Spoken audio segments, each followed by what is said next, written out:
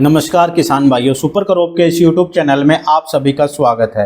किसान भाइयों, जैसा कि आप सभी को पता है कि कपास का सीजन शुरू हो चुका है और सभी किसान अभी बीज की सर्च के बारे में लगे हुए हैं। भी उन्हें कौन सा हाइब्रिड है वो लगाना है, कौन सा हाइब्रिड उन्हें नहीं लगाना है, क्योंकि किसान भाइयों अच्छे हाइब्रिड अपने खेत के अंदर लगाओगे तभी आपकी पैदावार अच्छी होगी। अगर आपने किसी दूसरे के कहने पर या ऐसे ही कुछ ऐसी वैसी चीज़ कहीं से देखकर या सुनकर आपने अगर कोई हाइब्रिड अपने खेत के अंदर लगा लिया तो फिर क्या हो सकता है, आपको पूरे सीजन पछताना पड़े। तो इसलिए क्या कि इस समय आपको सभी हाइब्रिड के बारे में प्रॉपर जानकारी लेकर फिर उस जानकारी के बेस पे और जो किसानों का जो प्रीवियस एक्सपीरियंस रहा है, यानी पिछले 2 सालों का जो एक्सपीरियंस रहा है उन हाइब्रिड के प्रति, उसके बेस पे क्या कि आपको हाइब्रिड का चुनाव वो करना है। तो किसान भाइयों, आज इस वीडियो के अंदर हम चर्चा करेंगे राशि सीड के RCS 773 BG2 हाइब्रिड के बारे में।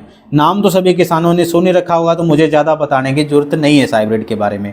तो किसान भाइयों, सबसे पहले हम बात करते हैं कि इस हाइब्रिड को अगर आप अपने खेत के अंदर लगा रहे हो तो किस तरह की मिट्टी है वो आपको चाहिए होगी। तो किसान भाइयों, इस हाइब्रिड के लिए पर्टिकुलर अगर आप इसकी परफॉर्मेंस आप अच्छी लेना चाह रहे हो तो इसको आप मीडियम जो क्वालिटी है उसके अंदर भी इसको लगा सकते हो, और मीडियम से हैवी जो क्वालिटी है उसके अंदर, जो आपकी मिट्टी है उसके अंदर भी आपको लगा सकते हो। यानी मध्यम क्वालिटी की जो मिट्टी है और एक हायर क्वालिटी की मिट्टी है, इन दोनों में तो लगा ही सकते हो। जैसे मध्यम से आप ऊपर की ओर जितना बढ़ रहे हो, जिस भी लेवल पे आपकी मिट्टी आ रही है भी ठीक ठाक से थोड़ी सी बड़ी है, फिर उससे भी थोड़ी सी ठीक है, अभी कह सकते हैं बहुत बढ़िया से थोड़ी सी कम ठीक ठाक है।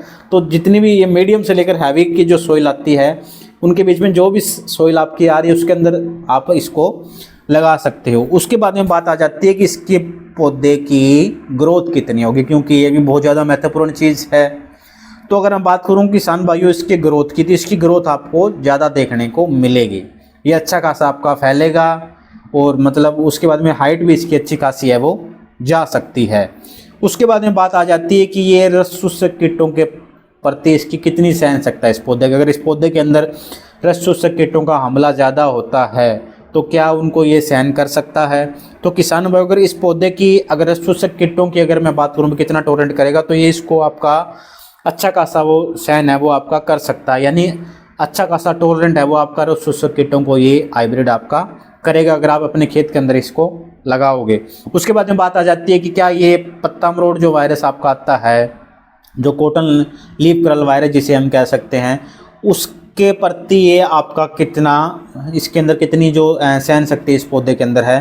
तो अगर मैं बात करूं किसान भाइयों कॉटन लीफ कर्ल वायरस के प्रति भी, तो क्या कि उसको भी ये पौधा आपका अच्छा खासा टॉलरेंट है वो कर लेता है। उसके बाद में बात आ जाती है किसान भाइयों के इसके टिंडे का साइज़ कैसा रहने वाला है। तो RCS 776 का जो टिंडा रहेगा किसान भाइयों वो भी थोड़ा आपको बड़े साइज़ का देखने को मिलेगा, और उसकी जो प्लांट हाइट है किसान भाइयों वो भी आपको थोड़ी ज़्यादा है वो देखने को मिलेगी। तो किसान भाइयों, ये सब बातें थी आपकी RCS 773 BG2 हाइब्रिड के बारे में।